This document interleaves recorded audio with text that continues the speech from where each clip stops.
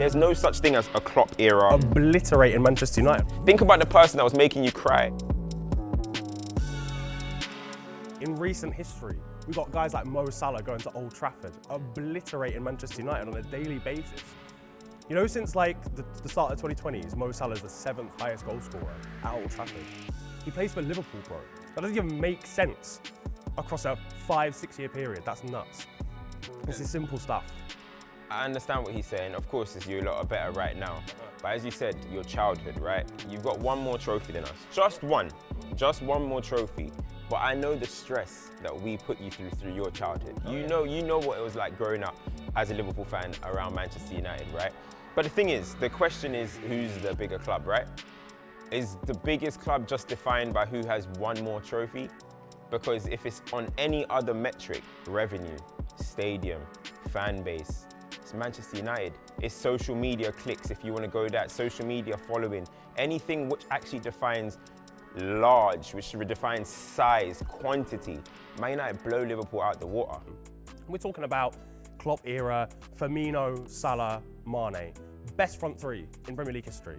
It just is, that's my hot take. It is. You guys can talk about Rooney, Ronaldo, Tevez. Ronaldo is one of the greatest footballers of all time. Again, like I said, I feel like you kind of fed him up a little bit and was like, yeah man, you go Real Madrid and you succeed. That was your role in that, do you know what I'm saying?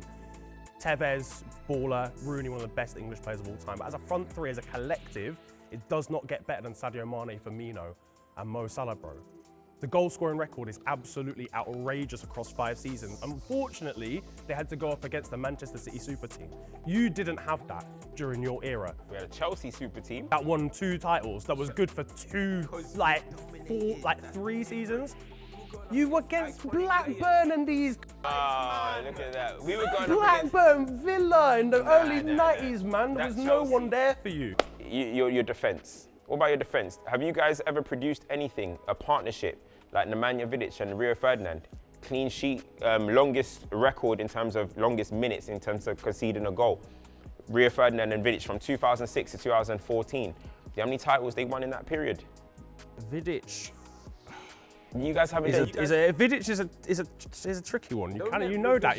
No, it's you not. You kind of know that, man. You know when Fernando Torres was going That was nice. up against Vidic, man, it was like a bit of a. Rio Ferdinand class. Absolutely can't. But And that's the goal. we can talk about Liverpool centre backs and Virgil van Dijk. That's the only one. That's the only one. Alan Hansen.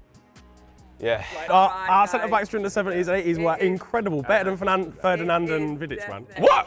No. Alan Hansen changed centre backs forever, bro. First ball playing centre back. Rio modernised what centre backs look like. Van Dijk is doing everything that Rio was doing and getting all the props for it. I can't believe it. Okay, that's crazy. Van Dijk is a better centre back than Rio Ferdinand. You ain't got treble. 2 of them. You got treble? What treble? 2 of them. In the 70s, we won the European Cup, won the Premier League, and won the League Cup. Yeah. What? It doesn't matter. Mickey Mouse trebles. Let's talk about real trebles. Real football trebles. What? Don't tell me you're about to say the UEFA Cup one. Do you understand how difficult it is to win the Worthington Cup, bro? This is serious business.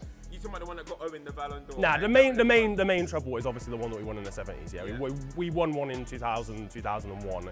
It was the UEFA Cup, realistically. Not the real treble though. You know that only Man City again can say they've won a real treble. Man United won the real one, and we're the first club in England to do so. I'm hearing stuff about social media, I'm hearing stuff about followers, but Mo Salah's got more followers than Manchester United's entire club, bro. So that doesn't even really, does that even really make sense? Is that stem from Liverpool though? Is that a Liverpool thing, or is that the fact that he's the face of Egypt? He's the face of the Arab world. It stems from him being one of the biggest players in the world, playing for one of the biggest clubs in the world and the biggest club in England, bro.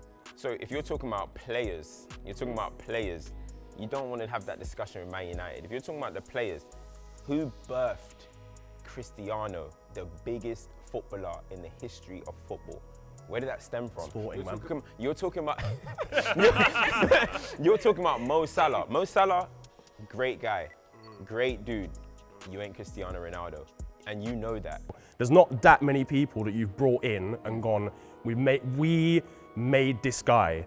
But you know what it is? Because we do it from within, is what I'm saying. Not only is it the names that I mentioned of the class in '92. There's other players that contribute. You know, the Darren Fletchers and these type of players. They came from the academy. Please the don't John talk to me O'Shea's. about Nicky Butt and The John John O'Shea, O'Shea, man. I don't need what are you to hear talking about it. These are your Jordan Hendersons. These are your type of players that you lot were championing all the time. Jordan- These are the players that Comparing you Jordan these are yours Henderson to to Darren Nicky Butt Fletchers. is Nicky Butt. absolutely Right. insane, Started bro. in the Champions League final. Played when Roy Keane and Paul Scholes were out. Nicky Butt, absolute masterclass in that midfield. Won the Champions League with Nicky Butt in the midfield. So you can't disrespect a player like Nicky I Butt. He's got cannot history. believe the disrespect that I'm hearing. About what? Jordan Henderson and Nicky Butt, What bro. is there much difference between the players in terms of the quality? I don't think so. Absolutely, I don't think absolutely. so. We're still seeing Jordan Henderson ping balls over the top and slap you guys up for Brentford 5 years later. Salah's got the longevity, but who's the last man to win a Ballon d'Or? Oh, actually, it was Rodri, but Cristiano Ronaldo in 2008. If you're talking about Mo Salah, you're talking about Ronaldo. Still to this day, Liverpool fans, just the other day, the Ballon d'Or list came out, Dembele won it. All I saw on social media is Liverpool fans crying, oh, Mo Salah, why did he win it? We don't have to have that discussion because we have winners. You know what I mean? We have winners. And actually, if you want to talk about legacies of players, if we're talking about the Ballon d'Or, if we're talking about that level of pinnacle player, Dennis Law, Ballon d'Or winner at Manchester United. Bobby Charlton, Ballon d'Or winner at Manchester United. George Best, Ballon d'Or winner at Manchester United.